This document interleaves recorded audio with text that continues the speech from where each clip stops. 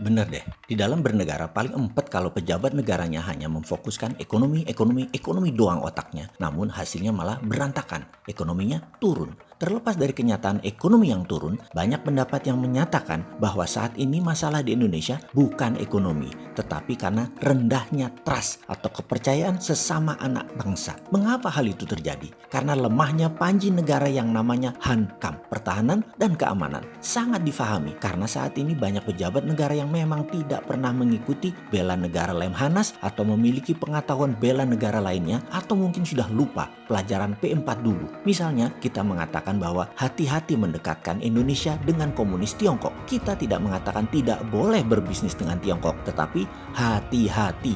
Hati-hati karena kita tahu bahwa Tiongkok menjalankan strategi ofensif yaitu kolonialisasi 5.0. Dengan mengingatkan hal seperti ini, lalu kita dibilang anti pemerintah. Kok gitu ya melihatnya? Kalau anti pemerintah kategorinya cuma bisa nyinyir dan tidak memberi solusi. Sementara kita lengkap alasannya mengatakan hati-hati itu kenapa? Dengan Tiongkok itu harus hati-hati kenapa? Dan membuktikan bahwa Tiongkok menjalankan kolonialisasi 5.0. Mau bukti? Berapa kali kita mengatakan bahwa nation interest sebuah negara bisa menjadi nation threat negara lainnya. Kalau yang kelola negara paham apa itu strategi geopolitik negara lainnya. Misalnya Tiongkok yang punya nation interest untuk menghidupi 1,5 miliar penduduknya. Telur ayam satu hari mereka butuh berapa ton? Bahan bakar minyak BBM mereka butuh 10 juta barel per harinya. Gas, beras, minyak goreng, berapa ton per harinya mereka butuhkan. Sebagai negara produsen, mereka juga memerlukan bahan baku industri yang berkelanjutan. Dan strategi bernegaranya disusun rapi sejak 40 tahun yang lalu. Inilah nation interest Tiongkok yang bisa menjadi ancaman nasional negara lain termasuk Indonesia kalau sadar bernegara. Kita review mundur sebentar pelajaran bernegaranya. Dulu Indonesia punya Repelita, rencana pembangunan 5 tahun. Mulai dari ketahanan pangan hingga membangun industri dalam 6 Repelita. Repelita adalah pengejauhan tahan dari GBHN, garis besar haluan negara. Ketika demokrasi ala Amerika masuk dengan berubah undang-undang 2002, bubrah itu GBHN. GBHN sekarang nggak ada lagi. Sehingga sudah tahun ke-18 saat ini Indonesia bernegara hanya menghabiskan APBN. Berpolitik hanya rebutan APBN. Pejabat hanya membuang APBN bukan untuk hal yang produktif, bukan hal yang menghasilkan nilai tambah. Kebijakan bernegara jadi mengikuti GBHN negara lain, seperti mengikuti strategi Tiongkok misalnya yang menjalankan protokol kolonialisasi 5.0.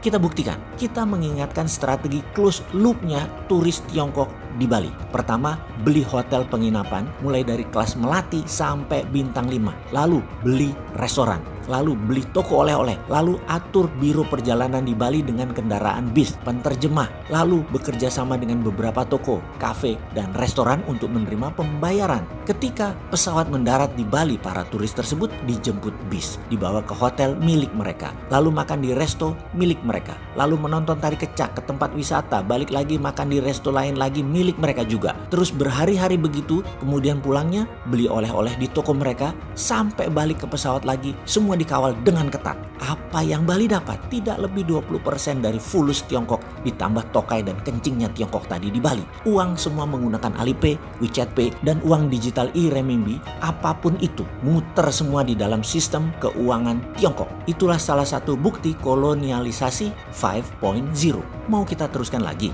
Kemudian di Sulawesi ada kolonialisasi 5.0 lagi, di mana kali ini hubungannya dengan dunia tambang. Nikel yang kalau dari bumi mentah, ornya, bijinya, kandungannya tidak lebih sekitar 1,9%-an. Lalu dilakukan proses smelteran biar kelihatan canggih. Padahal hanya membuang impurities atau bahan pengotor yang nggak diperlukan. Hingga kadarnya naik dari 1,9 menjadi 25%. Wis, langsung diekspor. Yang jadi pertanyaan, kenapa nggak 50% kadar nikelnya? Atau kenapa tidak sampai murni 99,9% kadar nikelnya? Oh jangan, nanti litiumnya kebuang, nanti feronya kebuang. Indonesia kan pinter pejabatnya dan rakyatnya. 25% percaya dan dikatakan, wih itu sudah canggih. Naik dari 1,9% ke 25%. Canggih, Pol, keren Indonesia. Gitu pokoknya di pikiran semua orang. Disinilah hal yang disebut kolonialisasi 5.0.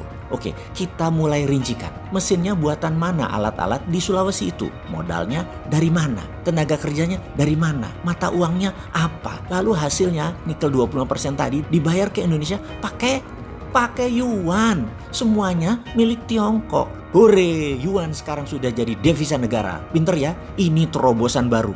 Yuan jadi devisa negara. Hebat. Bener deh. Kalau saya nih Menteri Keuangan, tidak sudi saya dibayar yuan. Kalau dibayar dolar gimana? Nggak sudi juga. Saya minta dibayar pakai emas. Gila aja sekalian. Tetapi ini bentuk lain dari cara nyindir. Karena banyak yang akan berpikir, kalau dibayar pakai emas, emasnya tadi tetap utuh karena bisa jadi underlaying cetak rupiah. Lalu ada lagi yang nanya, lah kalau emas nanti kalau kita mau beli impor minyak BBM dari Timur Tengah, mereka minta dibayar dolar. Kita nggak punya dolar, bagaimana? Nah, ini logika yang benar. Kita nggak punya dolar buat beli BBM. Begini bos, yang lebih geblek adalah saat ini dolar nggak ada, malah yuan adanya. Itu Saudi dibayar emas lebih mau kali daripada dibayar yuan. Jadi begitu cadangan devisa Indonesia yuan, itu namanya Indonesia jadi provinsinya Tiongkok. Dan itu kolonialisasi 5.0. Paham? Itu aja kok dibilang kita anti pemerintah. Kita ini wong bodoh ngaku pinter. Itu lebih pas.